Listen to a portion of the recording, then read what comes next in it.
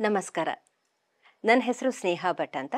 ಇವತ್ತಿನ ಸಂಚಿಕೆಯಲ್ಲಿ ನಾನು ವಿವಿಪರಸ್ ವಾಟರ್ ಲಿಲಿಯನ್ನು ಯಾವ ರೀತಿ ನೆಡಬೇಕು, ನೆಡೋಕ್ಕಿಂತ ಮುಂಚೆ ಅದು ಯಾವ ರೀತಿಯಾದಂತಹ ಗಿಡಗಳಲ್ಲಿ ಆಗಿರುವಂತಹ ವಿವಿಪರಸ್ ಪ್ರಾಪರ್ಟೀಸ್ ಇದೆ, ಅದನ್ನು ಹೇಗೆ ಐಡೆಂಟಿಫೈ ಮಾಡೋದು, ಐಡೆಂಟಿಫೈ ಮಾಡಿದ್ದನ್ನು ಯಾವ ರೀತಿ ತೆಗೆದು ನೆಡಬೇಕು ಅನ್ನೋ ಒಂದು ಡೀಟೇಲ್ಡ್ ಇನ್ಫಾರ್ಮೇಷನ್ ಮಾಹಿತಿಯನ್ನು ನಿಮ್ಮ ಹತ್ರ ಹಂಚ್ಕೊಳ್ಳಿಕ್ಕೆ ಇಷ್ಟಪಡ್ತಾ ಇದ್ದೇನೆ. ಹಾಗಿದ್ರೆ ಯಾವ ರೀತಿ ನಾವು ವಿವಿಪರಸ್ ಗಿಡಗಳನ್ನು ನೆಡೋದು ಅನ್ನೋದ್ರ ಬಗ್ಗೆ ಡೀಟೇಲ್ ಆಗಿ ತಿಳ್ಕೊಳ್ಳೋಣ ಬನ್ನಿ. ವಾಟರ್ ಲಿಲಿಯಲ್ಲಿ, ಅದರಲ್ಲೂ ಟ್ರಾಪಿಕಲ್ ವೆರೈಟಿ ವಾಟರ್ ಲಿಲಿಯಲ್ಲಿ ಸಾಮಾನ್ಯವಾಗಿ ನಿಮಗೆ ಬೇರೆ ಬೇರೆ ರೀತಿಯಾಗಿ ಪ್ರೊಪಗೇಷನ್ ಮಾಡಲಿಕ್ಕೆ ಅಥವಾ ಹೊಸ ಗಿಡ ಸಿಗಲಿಕ್ಕೆ ಸಾಧ್ಯ ಆಗುತ್ತೆ. ಅದು ಒಂದು ಬೀಜದ ಮೂಲಕ, ಮತ್ತೊಂದು ಗಡ್ಡೆಯ ಮೂಲಕ, ಇನ್ನೂ ಒಂದು ಎಲೆಯ ಮೂಲಕ. ನಾನು ನನ್ನ ಮೊದಲಿನ ವಿಡಿಯೋದಲ್ಲಿ ಎಲೆಗಳಿಂದ ಗಿಡಗಳನ್ನು ಮಾಡಬಹುದು ಅನ್ನೋದ್ರ ಬಗ್ಗೆ ಹೇಳಿದ್ದೆ. ಅದು ಯಾವ ರೀತಿ ಅಂತ ಈಗ ಎಕ್ಸ್ಪ್ಲೇನ್ ಮಾಡ್ತಾ ಇದ್ದೀನಿ. ಟ್ರಾಪಿಕಲ್ ವಾಟರ್ ಲಿಲೀಸ್ ಪ್ರಾಪರ್ಟೀಸ್ ಗೊತ್ತಿದೆ ನಿಮಗೆಲ್ಲ. ಅದರ ಎಲೆಗಳು ತುಂಬ ತೆಳುವಾಗಿರುತ್ತೆ, ಈ ಸೈಡಲ್ಲಿ ಹೀಗೆ ವೇವಿ ಪ್ಯಾಟರ್ನ್ ಇರುತ್ತೆ, ಆಯ್ತಾ? ಹಾಗಿದ್ರೆ ಪ್ರತಿ ಎಲೆಯಲ್ಲೂ ಒಂದು ಚಿಕ್ಕ ಕಣ್ಣಿರುತ್ತೆ. ಇದರಲ್ಲಿ ನೀವು ನೋಡ್ಬೋದು, ಈ ಎಲೆಯಲ್ಲಿ ಮಧ್ಯದಲ್ಲಿ ಒಂದು ಕಣ್ಣು ಕಾಣ್ತಾ ಇದೆ. ಪ್ರತಿ ಎಲೆಯಲ್ಲಿ ನೋಡಿ ಈ ರೀತಿ ಕಣ್ಣು ಕಾಣ್ತಾ ಇದೆ. ಈ ನೋಡ್ ಅಥವಾ ಕಣ್ಣು ಏನಿದೆಯಲ್ಲ, ಇದೇ ವಿವಿಪರಸ್ ಪ್ರಾಪರ್ಟಿ. ಸೊ ಹೀಗಿರೋ ನೋಡ್ ಅಥವಾ ಕಣ್ಣು ಸಿಕ್ಕಾಗ ಆ ಎಲೆಗಳನ್ನ ನಾವು ಕಟ್ ಮಾಡಬೇಕು. ಕಟ್ ಮಾಡಿ ನಾವು ಪುನಃ ಇದನ್ನ ಮಣ್ಣಲ್ಲಿ ಹಾಕಿದ್ರೆ ಅದರಲ್ಲಿ ನಮಗೆ ಹೊಸ ಗಿಡ ಬರಲಿಕ್ಕೆ ಸಾಧ್ಯ. ಏನಾಗುತ್ತೆ, ಯಾವ ರೀತಿ ಇದನ್ನ ನೆಡಬೇಕು, ಇದನ್ನ ಮಣ್ಣೊಳಗಡೆ ಹಾಕಿದಾಗ ಯಾವ ರೀತಿ ಎಲೆಗಳು, ಬೇರುಗಳು ಬರುತ್ತೆ ಅನ್ನೋದನ್ನ ಈಗ ನಿಮಗೆ ತೋರಿಸ್ತೀನಿ.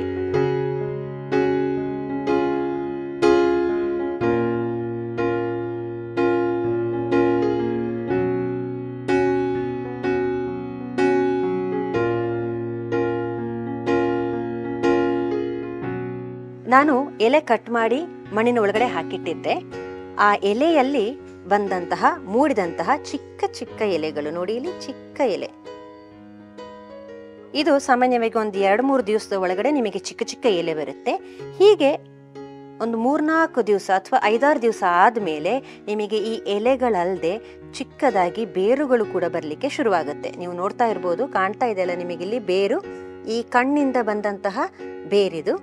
ಇದನ್ನು ನಾವಿನ್ನು ನೆಟ್ರೆ ನಮಗೆ ಹೊಸ ಗಿಡ, ಮದರ್ ಪ್ಲಾಂಟ್ ಸಿಗುತ್ತೆ. ಅದರಲ್ಲಿ ಚಂದದ ಆಕರ್ಷಕವಾದಂತಹ ಒಂದು ವಾಟರ್ ಲಿಲ್ಲಿ ಹೂಗಳಾಗಲಿಕ್ಕೆ ಸಾಧ್ಯ. ಸೊ ಇದೇ viviparous property of tropical water lily. So ಪ್ರತಿ ಎಲೆಗಳಲ್ಲಿ ನಿಮಗೆ ಚಿಕ್ಕ ಚಿಕ್ಕ ಕಣ್ಣು ಕಾಣಿಸುತ್ತೆ, ಎಲೆಯ ಮಧ್ಯದಲ್ಲಿ ಕಣ್ಣು ಕಾಣಿಸುತ್ತೆ. ಎಲ್ಲ ಗಿಡಗಳಲ್ಲೂ ಈ ಪ್ರಾಪರ್ಟಿ ಇರೋದಿಲ್ಲ. ಪ್ರತಿ ಎಲೆಯ ಮಧ್ಯದಲ್ಲಿ ಈ ಕಣ್ಣು ಅಥವಾ ನೋಡ್ ಏನಿದೆ, ಆ ರೀತಿ ಫಾರ್ಮೇಷನ್ ಎಲ್ಲ ವಾಟರ್ ಲಿಲ್ಲಿ ಗಿಡಗಳಲ್ಲಿ ಇರೋದಿಲ್ಲ. ಯಾವ ಗಿಡದಲ್ಲಿ ಆ ಪ್ರಾಪರ್ಟಿ ಇರುತ್ತೆ, ಆ ಎಲೆಗಳನ್ನು ನೀವು ಮೆಲ್ಲ ಕಟ್ ಮಾಡಬೇಕು. ಕಟ್ ಮಾಡಿ ಪುನಃ ಅದೇ ಟಬ್ಬಿಗೆ ಅಥವಾ ಬೇರೆ ಟಬ್ಬಿಗೆ ಅದನ್ನು ಶಿಫ್ಟ್ ಮಾಡಿ ಅದರೊಳಗಡೆ ಇಟ್ಟಿರಬೇಕು. ಸಾಮಾನ್ಯ 1 ವಾರ ಆದಮೇಲೆ ಈ ಎಲೆಯಲ್ಲಿ ಹೊಸ ಎಲೆ ಬಂತು. ಎಲೆ ಮಧ್ಯದಲ್ಲಿ ಮತ್ತೊಂದು ಎಲೆ ಮಧ್ಯದಲ್ಲಿ ಮತ್ತೊಂದು ಗಿಡ ಅಲ್ವಾ? ಸೊ ಎಷ್ಟು ಚಂದ, ಎಷ್ಟು ವಿಚಿತ್ರ ಅಲ್ಲ ಈ ಪ್ರಕೃತಿ ಅಂತಂದರೆ. ಹೊಸ ಎಲೆ ಬಂದಿದೆ, ಹೊಸ ಬೇರ್ಗಳು ಬಂದಿದೆ. ಇನ್ನು ನಾನು ಇದನ್ನು ಬೇರೆ ಒಂದು ಪಾಟಿಗೆ ಹೊಸ ಗಿಡವಾಗಿ ಅಥವಾ ಮದರ್ ಪ್ಲಾಂಟ್ ಆಗಿ ನೆಡಲಿಕ್ಕೆ ಶುರು ಮಾಡ್ತೇನೆ. ಅದು ಯಾವ ರೀತಿ ಅನ್ನೋದನ್ನು ನಿಮಗೀಗ ಎಕ್ಸ್ಪ್ಲೇನ್ ಮಾಡ್ತೇನೆ. ನಾನು ಈ ಚಿಕ್ಕ ಪಾಟ್ ತಗೊಂಡಿದ್ದೇನೆ. May be it is 8.5 inch pot. So please note this point. ನೀವು ತಗೊಳ್ಳೋ ಪಾಟಲ್ಲಿ ಹೋಲ್ ಇರಬಾರ್ದು, ಅಂದರೆ ತೂತ ಇರಬಾರ್ದು. ಯಾಕೆಂತಂದರೆ ಇದರಲ್ಲಿ ನೀರು ನಿಂತ್ಕೊಳ್ಬೇಕು, ಅದಕ್ಕೋಸ್ಕರ. ಅಥವಾ ನೀವು ಇದಲ್ಲದೆ ಬೇರೆ ಒಂದು ಪಾಟಿಗೆ ಹಾಕ್ತೀರಿ ಅಂತಂದರೆ ಇದರಲ್ಲಿ ತೂತ ಇದ್ರೂ ತೊಂದರೆ ಇಲ್ಲ. ಇದರಲ್ಲಿ ನೀವು ಪಾಟಿಂಗ್ ಮಿಕ್ಸ್ಚರ್ ಮಾತ್ರ ಹಾಕಿ ಪ್ಲಾಂಟನ್ನು ನೆಟ್ಟಿರ್ತೀರಿ. ಇದನ್ನು ಮತ್ತೊಂದು ಟಬ್ಬಿಗೆ ಅಥವಾ ದೊಡ್ಡ ಪಾಟಿಗೆ ಇದನ್ನು ಇಡ್ತೀರಿ. ಸೊ ದಟ್ ನೀರು ಇನ್ನೊಂದು ಮೀಡಿಯಮಲ್ಲಿ ಸೇವ್ ಆಗಿರುತ್ತೆ, ಸ್ಟೋರ್ ಆಗಿರುತ್ತೆ. ಪಾಟ್ ಕೆಳಗಡೆ ಅಥವಾ ಬಾಟಮ್ ಲೇಯರಲ್ಲಿ ನಾನು ಕೌಡಂಗ್ ಪೌಡರ್ ಹಾಕ್ಕೊಳ್ತೇನೆ. ನಾನು ಆರ್ಗ್ಯಾನಿಕ್ ಫಾರ್ಮಿಂಗ್ ಮಾಡೋದು ಅಥವಾ ಆರ್ಗ್ಯಾನಿಕ್ ಪ್ಲಾಂಟೇಶನ್ ಮಾಡೋದು ಆಗಿರೋದ್ರಿಂದ ಸಗಣಿ ಪುಡಿ, ಡ್ರೈ ಸಗಣಿ ಪುಡಿ, ಯಾವುದೇ ಕಾರಣಕ್ಕೂ ಹಸಿ ಸಗಣಿ ಪುಡಿ ಹಾಕಬೇಡಿ. ಗಿಡ ಕೊಳ್ತು ಹೋಗೋ ಚಾನ್ಸಸ್ ಇರುತ್ತೆ. ಡ್ರೈ ಹಾಕಿದ್ರೆ ಜಾಸ್ತಿ ಆದ್ರೂ ನಿಮಗೆ ತೊಂದರೆ ಇಲ್ಲ, ಗಿಡ ಏನು ಹಾಳಾಗೋದಿಲ್ಲ. ಸೊ ಈಗ ನೀವು ನೋಡ್ತಾ ಇರ್ಬೋದು, ನನ್ನ ಹತ್ರ ಡ್ರೈ ಕೌಡಂಗ್ ಪೌಡರ್ ಇದೆ, ಸಗಣಿ ಪುಡಿ ಇದೆ. ಇದು ದೇಸಿ ಗಿರ್ದನದ ಸಗಣಿ ಪುಡಿ. ಇಷ್ಟು ದೊಡ್ಡ ಪಾಟ್ ಇತ್ತು ಅಂತಂದರೆ ಅಡಿಯಲ್ಲಿ 1/4 ಭಾಗ ಆಗುವಷ್ಟು ಮಾತ್ರ ನಾನೀಗ ಡ್ರೈ ಕೌಡಂಗ್ ಪೌಡರ್ ಹಾಕ್ತಾ ಇದ್ದೀನಿ. ಈ ಕೌಡಂಗ್ ಪೌಡರ್ ಜೊತೆನೆ ನೀವು ಬೇರೆ ಮ್ಯಾನ್ಯೂರ್ಸ್ ಕೂಡ ಯೂಸ್ ಮಾಡ್ಬೋದು. ಫಾರ್ ಎಕ್ಸಾಂಪಲ್, ನಿಮ್ಮ ಹತ್ರ ಕೌಡಂಗ್ ಪೌಡರ್ ಇಲ್ಲ, ಸಗಣಿ ಪುಡಿ ಇಲ್ಲ ಅಂತಂದರೆ ವರ್ಮಿ ಕಾಂಪೋಸ್ಟ್ ಅಥವಾ ಎರೆಹುಳ ಗೊಬ್ಬರ ಸಿಗುತ್ತೆ. ಕೆಲವರು ಬೋನ್ ಮೀಲ್ ಹಾಕ್ತಾರೆ, ಕೆಲವರು NPK, DAP, ಸೀವೀಡ್ ಈ ರೀತಿಯಾದಂತಹ ಕೆಲವು ಮ್ಯಾನ್ಯೂರ್ಸನ್ನು ಕೂಡ ಒಂದೊಂದು ಸ್ಪೂನ್ ಮಿಕ್ಸ್ ಮಾಡ್ತಾರೆ. ನಿಮ್ಮ ಇಷ್ಟ, ನಿಮಗೆ ಬೇಕಿದ್ರೆ ಆ ಥರದ್ದನ್ನು ಯೂಸ್ ಮಾಡ್ಬೋದು. ಈಗ ಸದ್ಯಕ್ಕೆ ನಾನು ಸಿಂಪಲ್ ಆಗಿ ಬರೀ ಕೌಡಂಗ್ ಪೌಡರನ್ನು ಹಾಕಿಟ್ಟಿದ್ದೇನೆ, ಕಾಲು ಭಾಗ. ಇನ್ನು ನೆಕ್ಸ್ಟ್ ಇದ್ರ ಮೇಲೆ ನಾವು ಮಣ್ಣು ಹಾಕಬೇಕು. ಸೊ ಮಣ್ಣು ವಿಷಯ ಬಂದಾಗ ವಾಟರ್ ಲಿಲೀಸ್ಗೆ ಯಾವ ಮಣ್ಣು ಕೂಡ okay, garden soil, red soil ಯಾವುದೂ ಓಕೆ, ನಮ್ಮ ಮನೆ ಸುತ್ತಮುತ್ತ ಅಥವಾ ನರ್ಸರಿಯಲ್ಲಿ ಸಿಕ್ಕ ಮಣ್ಣು ಕೂಡ ಓಕೆ. ಸೊ ಆದಷ್ಟು ಏನು ಮಾಡಬೇಕು ಅಂತಂದರೆ ಕಲ್ಲು ಜಾಸ್ತಿ ಇರಬಾರ್ದು, ದೊಡ್ಡ ದೊಡ್ಡ ಕಲ್ಲು ಇರಬಾರ್ದು, ಇದ್ದರೆ ಅದನ್ನು ತೆಗೆದಿಟ್ಬಿಡಿ. ಸೊ ನಾನೀಗ ಇದರ ಮೇಲಿನ ಲೇಯರಲ್ಲಿ ಮಣ್ಣು ಹಾಕ್ತಾ ಇದ್ದೇನೆ. ಆಲ್ಮೋಸ್ಟ್ ಮುಕ್ಕಾಲು ಭಾಗ ಆಗುವಷ್ಟು ನಾನು ಮಣ್ಣು ಫಿಲ್ ಮಾಡಿದೆ. ಸೊ ನನಗೀಗ ಏನಾಯಿತು, ಕಾಲು ಭಾಗದಷ್ಟು ಡ್ರೈ ಕೌಡಂಗ್ ಪೌಡರ್ ಅಥವಾ ಮ್ಯಾನ್ಯೂರ್ ಇದೆ, ಅದರ ಮೇಲಿನ ಅರ್ಧ ಭಾಗ ಆಗುವಷ್ಟು ಸಾಯಿಲ್ ಮಿಕ್ಸ್ಚರ್ ಇದೆ.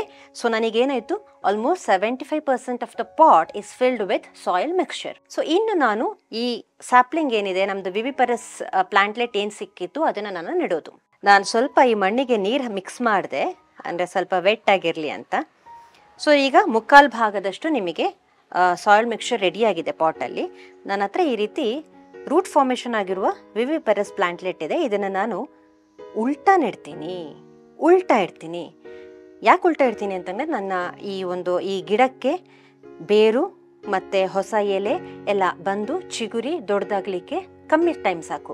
ಅದೇ ನಾನು ಅದನ್ನು ಹೀಗೆ ಇಡ್ತು ಅಂತಂದರೆ ಅದು ಕೆಳಗಡೆ ಹೋಗಿ ಮಣ್ಣಿನ ಒಳಗೆ ಹೋಗಿ ಆ ಮಣ್ಣಿನ ಜೊತೆ ಸೇರಿಕೊಂಡು ಹೊಸ ಗಿಡ ಆಗಿ ಮದರ್ ಪ್ಲಾಂಟ್ ಆಗಿ ಹೂ ಬರಲಿಕ್ಕೆ ತುಂಬಾ ಟೈಮ್ ಬೇಕು. ಸೊ ಆ ಟೈಮನ್ನು ಅವಾಯ್ಡ್ ಮಾಡೋದಕ್ಕೆ ನಾನು ಇದನ್ನು ಉಲ್ಟಾ ಇಡ್ತೀನಿ. ಉಲ್ಟಾ ಇಡುವಾಗ ಈ ರೀತಿ ಮಧ್ಯದಲ್ಲಿ ಒಂದು ತೂತ ಮಾಡಿಕೊಂಡು ಅಥವಾ ಒಂದು ಗುಂಡಿ ಮಾಡಿಕೊಂಡು ಈ ಪರ್ಟಿಕ್ಯುಲರ್ ಪ್ಲಾಂಟ್ ಇದೆಯಲ್ಲ ಇದನ್ನು ಹೀಗೆ ಇಡ್ಬೋದು.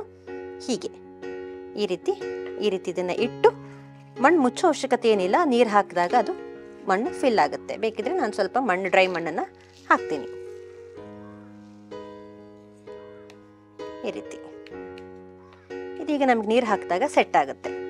ಈ ರೀತಿ ಪ್ಲಾಂಟ್ ಮಾಡಾದ್ಮೇಲೆ ನಾನು ನೀರು ಹಾಕಬೇಕು. ನೀರು ಫುಲ್ ಮಾಡಿಟ್ಟು ಗಪ್ಪಿ ಮೀನು ಹಾಕಿ ಬಿಸಿಲು ಎಲ್ಲಿ ಜಾಸ್ತಿ ಬರುತ್ತೆ ಅಲ್ಲಿ ಈ ಪಾಟನ್ನು ಇಡಬೇಕು. ಸ್ವಲ್ಪ ದಿವಸದಲ್ಲಿ ಈ ಚಿಕ್ಕ ಚಿಕ್ಕ ಎಲೆ ದೊಡ್ಡದಾಗುತ್ತೆ, ಹೊಸ ಬೇರು ಬರುತ್ತೆ, ಹೊಸ ಗಿಡ ಅಂದರೆ ಆ ಗಿಡದಲ್ಲಿ ಹೊಸ ಬೇರು ಬರುತ್ತೆ, ಹೊಸ ಎಲೆ ಬರುತ್ತೆ. ನಿಮಗೆ ಒಂದು 30 ಡೇಸ್ ಒಳಗಡೆ ಹೂ ಬಿಡಲಿಕ್ಕೆ ಶುರುವಾಗುತ್ತೆ.